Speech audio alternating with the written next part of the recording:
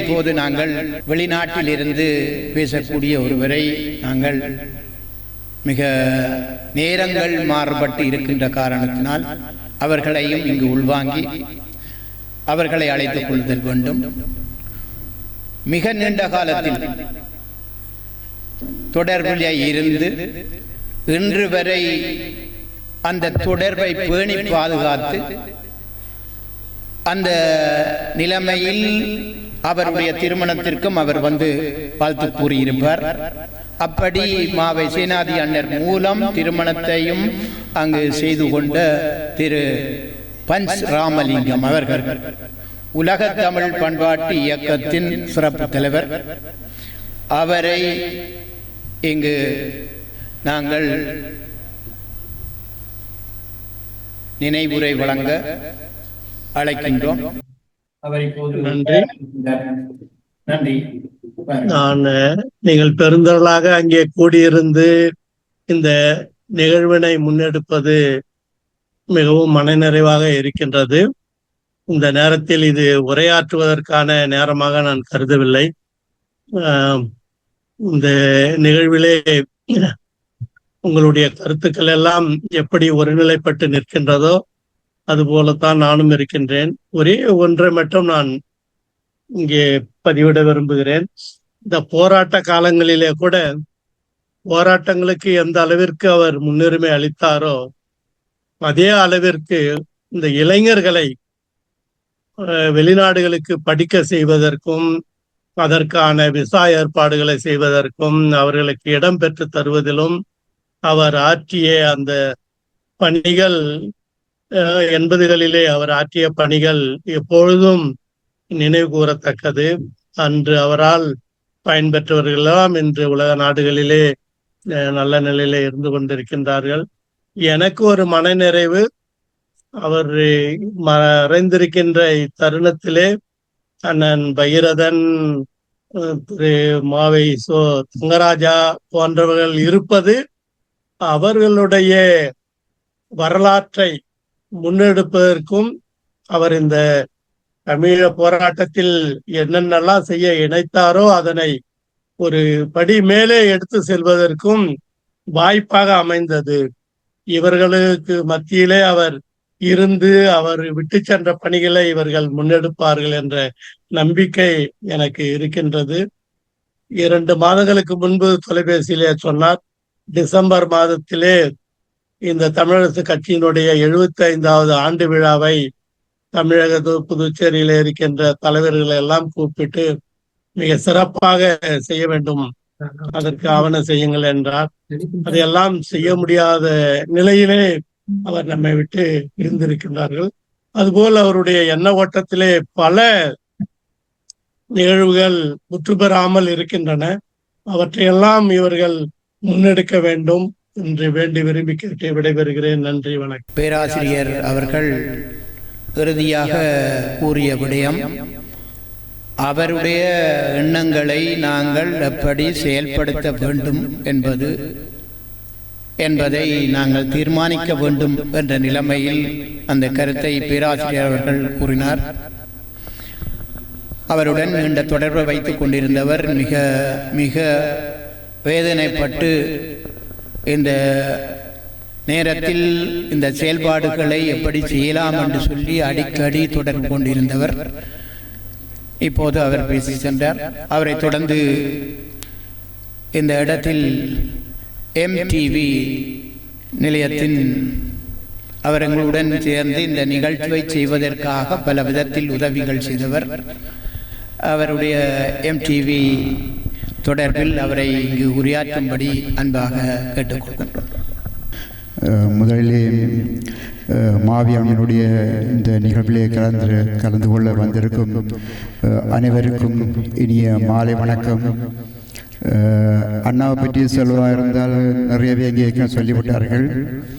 நான் 96ஆம் ஆண்டு தொடக்கம் அவர்களுடைய உலகத்தமிழ் பண்பாட்டு நிகழ்விலே ஜெர்மனியிலே அவரோடு சந்தித்திருந்தோம். அது தவிர தாயகத்திலும் ஒரு சில தலைவர்களை அவரை நான் சந்திக்கின்றேன் சிறிய வயதிலே. அதை தவிர நாங்கள் 2000 ஆண்டும் 2022 ஆண்டும் நான் தங்கராணியோடு இந்தியா சென்றபோது நாங்கள் ஒரே அறையில் தங்கியிருந்தோம். ஸ்ரீவன் சொன்னது போன்று நாங்கள் இரவிரவாக பல கருத்துக்களை அவருடன் நாங்கள் பரிமாறிக்கொண்ட நினைவுகள் இப்பொழுதும் எங்களுடைய நெஞ்சுகளிலே நிழலாடிக் கொண்டிருக்கின்றது. அவருடைய இழப்பு என்பது தனி ஒரு குடும்பத்துக்கான இழப்பு மட்டுமல்ல, ஒட்டுமொத்த தமிழினத்துக்கான ஒரு இழப்பு. அவரை இழந்து நாங்கள் பாடுகின்ற அத்தனை உள்ளங்களுக்காகவும் அவருடைய குடும்பத்தினருக்கும் எங்கள் மனத்தினுடைய வேதனைகளோடு நிறைந்த ஆறுதலை கூறி விடைபெற்றுக் கொள்கின்றேன். நன்றி. இன்றைய நாள் எங்களுடைய தாயக பரப்பில் அரசியலே மிக ஆளுமையாக இருந்த ஒரு ஆளுமையாளரை நாங்கள் நினைவு கூறுகின்ற நாளாக வந்திருக்கின்றது. எங்களுடைய மண்ணில் மிக ஆளுமையை கொண்ட ஒரு தலைவனாக பணிபுரிந்த அமரர் ஐயா அவை சேனராஜா அவர்களின் நினைவு அஞ்சலியோடு இணைந்திருக்கின்ற இந்த வேளையிலே இதை ஜெர்மனியிலிருந்து பல அமைப்புகள், பல ஊடகங்கள், மக்கள் இணைந்து செயலாற்றி கொண்டிருந்த இந்த நேரத்திலே அடுத்ததாக நாங்கள் இங்கே அவருடைய நினைவுகளை பகிர்ந்து கொள்வதற்காக அழைக்கின்றோம். ஈடிஆர் வானொலியின் இயக்குனர், அது மட்டுமில்லாத சஞ்சிகையின் இன்னும் பல பணிகளில் செயற்பட்டுக் கொண்டிருக்கின்ற பல அமைப்புகளில் செயலாற்றி கொண்டிருக்கின்ற ஆளுமை மிக்க வானொலி இயக்குனராக அமைந்து கொண்டிருக்கின்ற ஈடிஆர் வானொலியின் இயக்குனர் ரவி அவர்களை இணைத்துக் கொள்கின்றோம். ரவீந்திரன் என்ற முழு பெயர் கொண்டவரை நாங்கள் அன்போடு இந்த வேளையிலே அழைத்து மாவை அண்ணனின் நினைவுகளை பகிர்ந்து கொள்வதற்கான இந்த வேளையை அவரை அழைத்துக் கொள்கின்றோம். அண்ணன் மாவை அண்ணன் அவர்களை மிகச்சிறு பராயத்திலே கண்டுகொண்டவர். 42ஆம் ஆண்டு பிறந்த மனிதன் 60ஆம் ஆண்டு ஆரம்பத்திலேயே ஒரு மாணவ இயக்கத்தில் இருந்து சத்தியாகிரகம் என்று தன்னுடைய அரசியல் பயணத்தை தொடங்கிய அந்த மனிதனை நாங்கள் சந்தித்திருக்கின்றோம். அல்ல, அந்த மனிதன் வாழ்ந்த காலத்திலே நாங்களும் வாழ்ந்திருக்கின்றோம் என்றதே முதல் பெருமை. விடுதலை போராட்டம் அல்லது ஆயுத போராட்டம் ஆரம்பிப்பதற்கு முன்னராக மிக துணிச்சலான போராட்டத்தை மிக நேர்த்தியாக எடுத்து சென்ற ஒரு மனிதன் இந்த அரசியல் வாழ்வில், இந்த இன்றைய அரசியல் வாழ்வில் இருக்கின்றவர்கள் எல்லோரும் பார்த்து வியக்கக்கூடிய முன்னுதாரணமான மனிதன். அவருடைய இந்த இறப்பு என்பது அழுத்தத்தால் வந்தது என்பதை முதல் விளங்கிக் கொள்ள வேண்டும். அவருக்கு வழங்கப்பட்டால் அவருக்கு கொடுக்கப்பட்ட திணிப்புகள், அது இந்த நேரத்திலே நாம் அவர்களை நினைத்து வேதனைப்படுவதா வெட்கப்படுவதா? எங்கள் மத்தியில் தலைவர்களாக உலாவிக் கொண்டிருக்கின்ற மனிதர்கள் இன்னொரு தலைவனை இல்லாமல் செய்வதற்கான மன அழுத்தங்களை கொடுத்து ஒருவரை எப்படி அந்த இடத்தில் இருந்து இல்லாமல் செய்யலாம் என்பதை மிக நாசுக்காக செய்திருக்கிறார். இது பல இடங்களிலே பேசப்படவில்லை. அதனால்தான் உடற்க சொல்லுகின்றேன். என்றால் அரசியலில் இன்று கொடிகட்டி பறக்கின்றவர்கள் எல்லாம் உத்தமர்களாகவும் வெள்ள வேட்டி கட்டிய கள்ளராகவும் தான் தெரிகின்றனர்.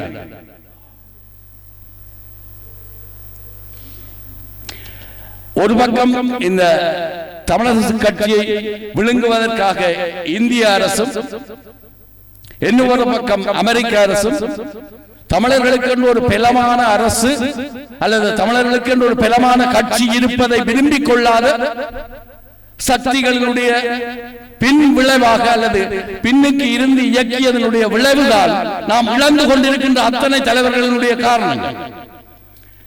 மிக பலமாக இருந்த தமிழ் தேசிய கூட்டமைப்பை எவ்வளவு கேவலமாக உடைத்தார். எங்களை வைத்து எங்களுக்கு உடைத்தார். மாவை சேனாதிராஜா அவர்களுடைய குரல் மட்டும் வாக்கை பெற்றது. மாவ சேனாத ராஜா வடமாகாணத்துக்குரிய மகனாகவோ அல்லது மாவட்டவரத்துக்குரிய மகனாகவோ இருக்கவில்லை.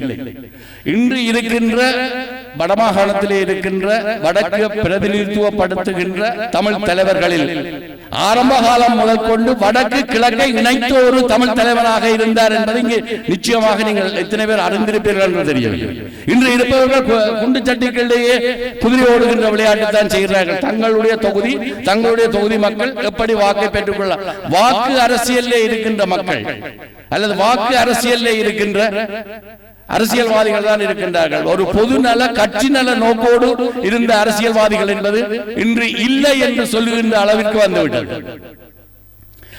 தமிழரசு கட்சியையும் உதிரியாக இருந்த கட்சிகளையும் இணைத்து தமிழ் தேசிய கூட்டமைப்பு என்ற கட்சியை உருவாக்குவதற்கு முன்னின்று உழைத்தவர்களில் ஒரு தலைவராகவும் மாவை சேனாதராஜா அவர்கள் இருந்தார்கள். கடைசி வரையிலும் தமிழ் தேசிய கூட்டமைப்பு உடைந்து விடக்கூடாது என்பதற்காக மிக கடினப்பட்டார். அப்படி பல கட்டங்கள், பல போராட்டங்கள், பல அழுத்தங்கள் தான் ஒரு மனிதனை சுத்தவர இருக்கின்றவர்கள் கொடுக்கின்ற அழுத்தம். அதுவும் தான் விரும்பி பல ஆண்டு காலமாக, அதாவது 42 பிறந்த ஒரு மனிதன் இத்தனை ஆண்டு காலமாக 60களிலே ஆரம்ப கால பகுதிகளிலே அரசியல் வாழ்வில் இறங்கிய ஒரு மனிதன், கிட்டத்தட்ட நான் பிறக்க முன்னுக்கே அரசியல் வாழ்வில் இறங்கிய ஒரு மனிதன், 60 வருடங்களுக்கு மேலாக அரசியல் வாழ்க்கைக்கே தன்னை அர்ப்பணித்த ஒரு மனிதனுக்கு மலைக்கு முளைத்த காளான்கள் கொடுக்கின்ற அழுத்தம் என்பது வேதனை தான் தரும். நேற்று வந்த நீங்கள் எல்லாம் எனக்கு கருத்து சொல், கடைசியாக நடந்த சம்பவம் கூட பலர் வாசித்திருப்பீர்கள், கேள்விப்பட்டிருப்பீர்கள். அவருடைய இறப்புக்கு சில நாட்களுக்கு முன்னர் குறித்து 8 நபர்கள் சென்று அந்த மனிதனுக்கு கொடுத்த அழுத்தம், இதையெல்லாம் பேசப்படவில்லை.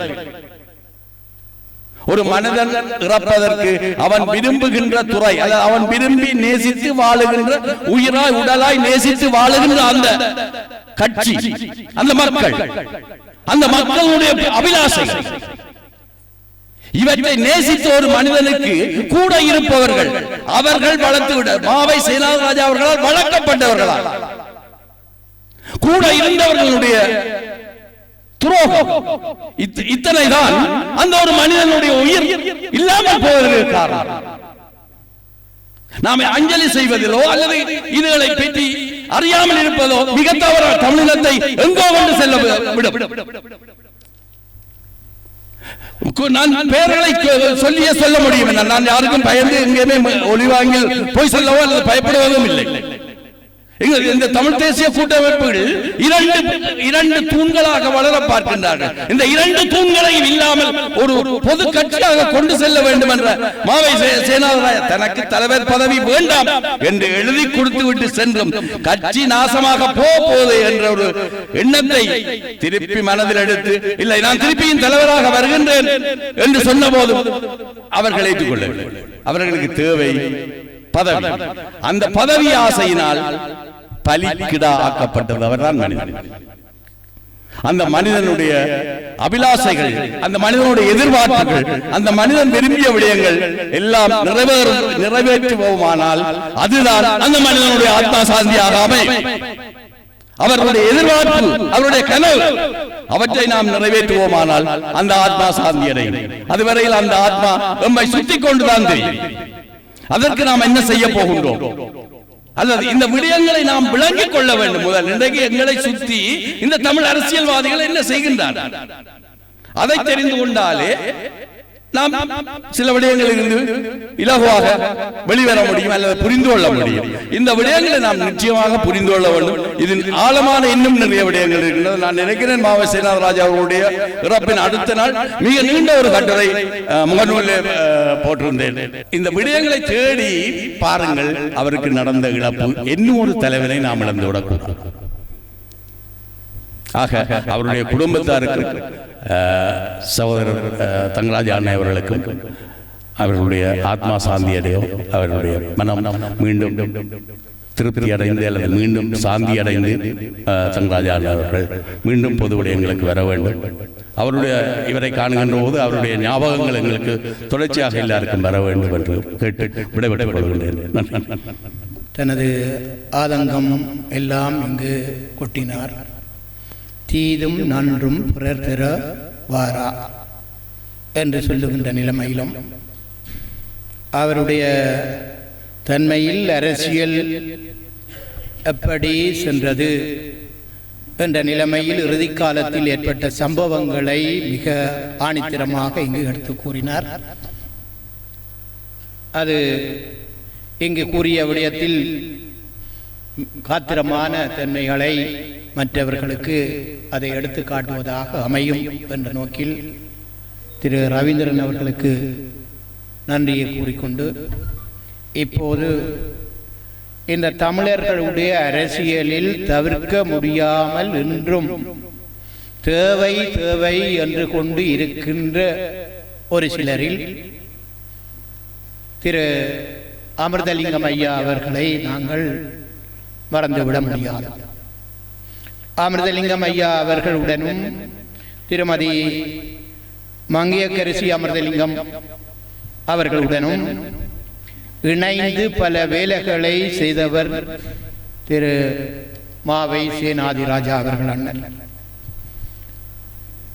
அவர் செய்த சேவைகள் பற்றி பல விடயங்கள் அவருடைய தன்னகள் எல்லாம் அறிந்து இருக்கக்கூடிய அன்பு தம்பி பகீதரன் ரவி அவர்கள் லண்டன் நகரில் வாழ்ந்து கொண்டிருக்கின்றார். அவர் பல முறை சந்தித்து கதைத்து இலங்கைக்கு போற நேரமெல்லாம் கதைத்து உரையாடி வருபவர். அவர் இந்த நிகழ்வில் மெய்நிகர் மூலம் சந்தித்துக் கொண்டு இருக்கின்றார், பார்த்து கொண்டிருக்கின்றார். அவருடைய நினைவுகளை அண்ணர் மாவை அவர்களுடைய நினைவுகளை இங்கு பகிரும்படி தம்பி பகீதரன் அவர்களை அன்போடு அழைத்துக் கொண்டோம். அனைவருக்கும் வணக்கம். அண்ணன் மாவை சேனாதிராஜா அவர்களை நினைவு கூர்வதற்காக இங்கே மண்டபத்தில் கூடியிருக்கும் பெருமக்களுக்கும் இந்த நிகழ்வை ஒழுங்கு செய்திருக்கும் அனைவருக்கும் எனது முதற்கண் வணக்கத்தை தெரிவித்துக் கொள்ளுகிறேன். அண்ணன் சேனாதிராஜா அவர்களை நான் நன்கு பழகிய காலம் என்று சொன்னால், அவர் பண்டாரநாயக்க அரசாங்கத்தால் சிறையில் இடப்பட்டு 1972 ஆண்டிலிருந்து 76 ஆண்டு வரைக்கும், அதன் பின்னர் அவர் வெளிவந்து அரசியல் மிகவும் தீவிரமாக ஈடுபட்ட காலகட்டத்தில் இருந்து பின்னர் எனது தந்தையார் மரணிக்கும் வரை 1989 வரை அண்ணன் சேனாதிராஜா அவர்களுடன் இலங்கையிலும் இந்தியாவிலும் நான் நன்கு பழகி இருக்கிறேன்.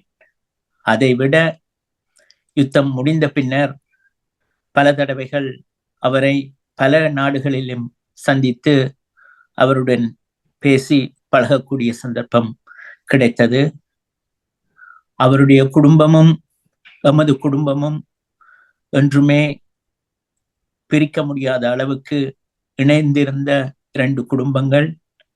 அண்ணன் சேனாதி அவர்களுடைய தாயார் எமது அன்னையாருடனும் தந்தையாருடனும் மிகவும் நெருக்கமாக பழகியவர்.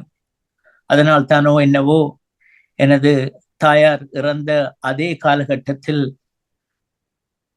அந்த அம்மையாரும் அண்ணன் சேனாதி அவர்களுடைய தாயாரும் ஒரு வாரத்தில் அவரும் இந்த உலகை விட்டு சென்று விட்டார். இப்படிப்பட்ட ஒரு குடும்ப நட்பாக நாங்கள் பழகி கொண்டிருந்தோம். 77 ஆண்டுக்கு பிற்பாடு பல காலகட்டங்களில் அண்ணன் சேனாதிராஜா அவர்களுடன் நாங்கள் நெருங்கி பழகக்கூடிய சந்தர்ப்பங்கள் கிடைத்தது. பின்னர் 1983 ஆண்டு இனக்கலவரத்தின் பின் நாங்கள் இந்தியாவிற்கு சென்று வாழ வேண்டிய சூழ்நிலை ஏற்பட்ட பொழுது அண்ணன் சேனாதிராஜா அவர்களும் சென்னையில் குடியேறி, முதல் தனியாகவும் பின்னர் தனது குடும்பத்துடனும் குடியேறி தமிழர் விடுதலை கூட்டணியின் அலுவலகத்தை ஒற்றை ஆளாக சுமந்து அதை நடாத்தி வந்தார். சென்னையில் தணிகாசலம் தெருவில் இருந்த அந்த அலுவலகத்தில் வெளிநாடுகளிலிருந்து வந்து யார் வந்திருந்தாலும் அங்கே தங்கி தங்களுடைய தேவைகளை, தங்களுக்கு வேண்டியவற்றை அவர் மூலம் சாதித்து கொண்டு சென்றார்கள். எத்தனையோ இளைஞர்கள் நேரடியாக வந்த பொழுதும் சரி, கடிதம் மூலமாகவும் சரி, அண்ணன் சேனாதிராஜா அவர்களை தொடர்பு கொண்டு இந்த அகதி அந்தஸ்து கோரும் தங்களுடைய விண்ணப்பங்களுக்கு அனுசரணையாக, ஆதரவாக பல கடிதங்களை எனது தந்தையாரிடமிருந்தும், ஐயா திரு சிவசிதம்பரம் அவர்களிடமிருந்தும், அண்ணன் திரு சேனாதிராஜா அவர்களிடமிருந்தும் பெற்று அவரை வாழ்த்தி தங்களுடைய வாழ்வை வளப்படுத்தி கொண்டார்கள். அப்படி ஐரோப்பிய நாடுகளில் வாழும் எத்தனையோ பேர் இங்கே இருப்பீர்கள் என்று நான் நம்புகிறேன்.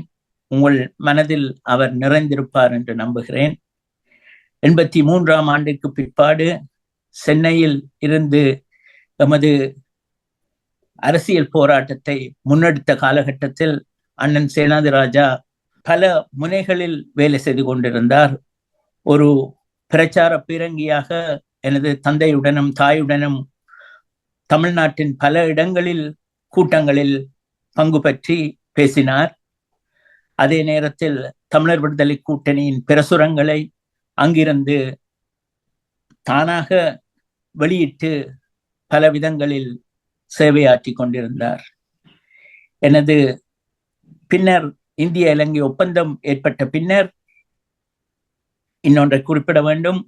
அங்கு தமிழ்நாட்டில் இடம்பெயர்ந்து கல்வி கற்பதற்காக வந்த இலங்கை வாழ் தமிழர்களுக்கு பல விதங்களில் உதவி செய்து எமது இளைஞர்களை அங்கே கல்லூரிகளிலும் பாடசாலைகளிலும் சேர்ந்து உயர்கல்விகளை கற்பதற்கும் அவர்களுடைய ஆரம்ப கல்வியை கற்பதற்கும் பல விதங்களில் உதவி செய்து கொண்டிருந்தார்.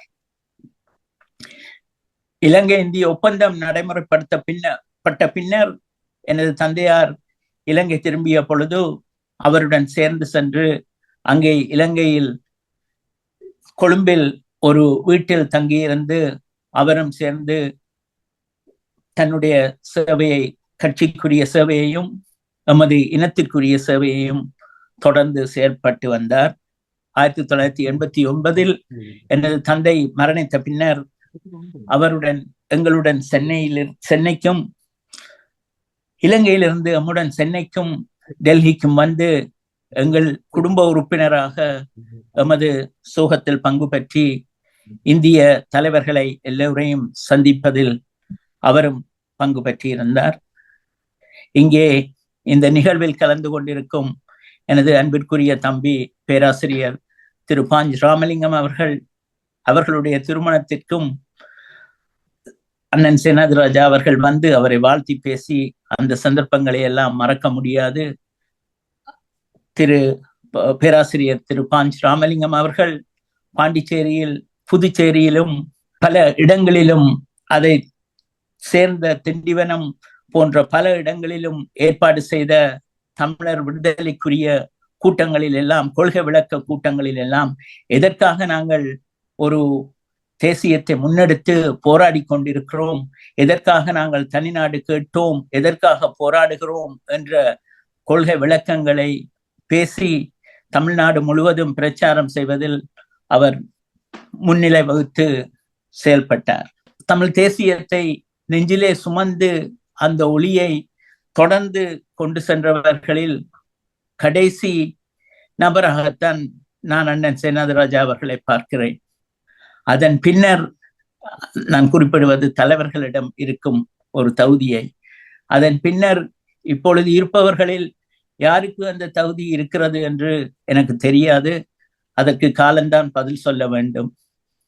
ஆனால் இப்படியான ஒரு இக்கட்டான சூழ்நிலையில் எமது அரசியல் போராட்டம், ஆயுத போராட்டம் ஒரு மௌனித்த பின்னர் எமது அரசியல் போராட்டம் முன்னெடுக்கப்பட்டு கொண்டு செல்லப்பட வேண்டிய நிலைமையில் இப்படி ஒரு அரசியலை முற்றாக அறிந்த, அரசியலையே தனது வாழ்வாக கொண்ட அண்ணன் சேனாதிராஜா அவர்கள் மறைந்தது நமக்கு ஒரு பெரிய இழப்பாகும்.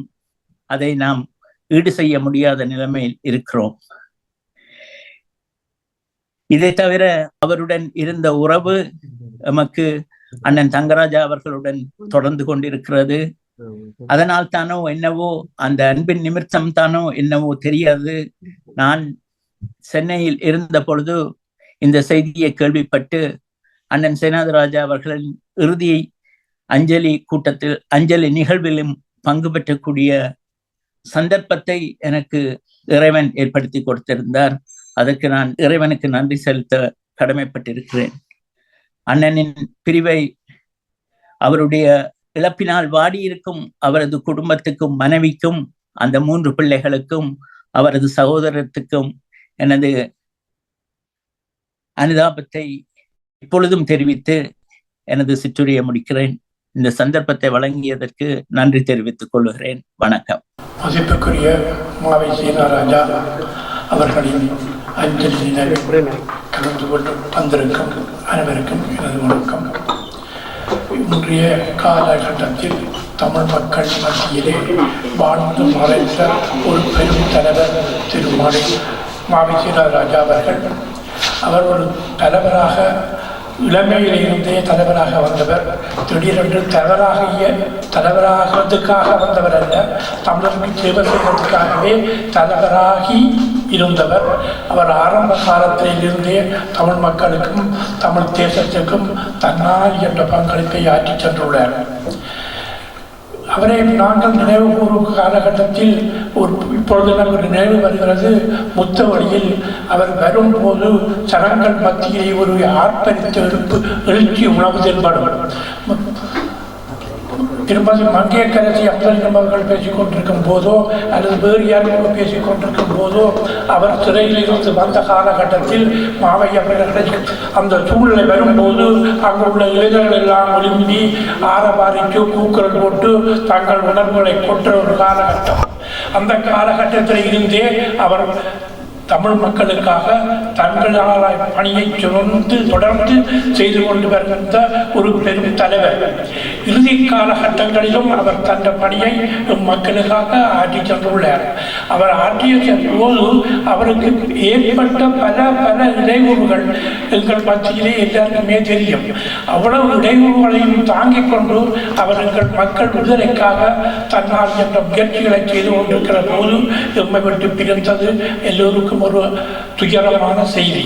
அவற்றை இடைவெளியை எமது மக்கள் எப்படி நிரப்ப போறார்கள் என்பது உபதிலும் சிந்தித்து பார்க்க வேண்டும். அந்த இடைவெளியை நாங்கள் நிரப்புறதுக்கான முயற்சியை என்ன மேற்கொள்ள போறோம் என்றதையும் எண்ண வேண்டும். ஏனென்றால் எமது மண்ணுக்காகவும் மக்களுக்காகவும் பாடுபட்ட தலைவர்கள் மேலும் திட்டமிட்டே அந்த இடத்திலிருந்து ஏதோ ஒரு வகையில் அகற்றப்பட்டிருக்கிறார்கள். அப்படியான ஒரு சந்தர்ப்பம் தான் திரு மாவை சீனாராஜா அவர்களுக்கும் ஏற்பட்டது. ஆகவே இப்படியான சூழ்நிலைகள் தொடர்ந்து வராமல் நாங்கள் இந்த மண்ணுக்கும் மக்களுக்கும் என்ன செய்ய போகிறோம், அவர் போல இடைவெளியை நிரப்புறதுக்கு என்ன வழிவகை செய்ய போகிறோம் என்று சிந்திக்கிறது மட்டுமில்லை, ஒரு மக்களுக்காக ஆற்றிய ஒரு தலைவருக்கு ஒவ்வொருத்தரும் தங்களால் என்ற அஞ்சலியை செய்ய வேண்டும். எல்லா மக்களும் அவருடைய மனத்தில் நிறுத்தி அவற்றை பணியை முன்னெடுக்க வேண்டும் என்று கேட்டுக்கொள்வதுடன் அந்த அவருடைய இழப்பால் அவரையும் அவருடைய குடும்பத்தாருக்கும் அவருடைய சகோதரருக்கும் மற்றும் வேறிய மக்களுக்கும் எனது அந்த அனுதாபங்களை கூறி விடைபெறுகிறேன். இச்சந்தர்ப்பத்திற்கு நன்றி.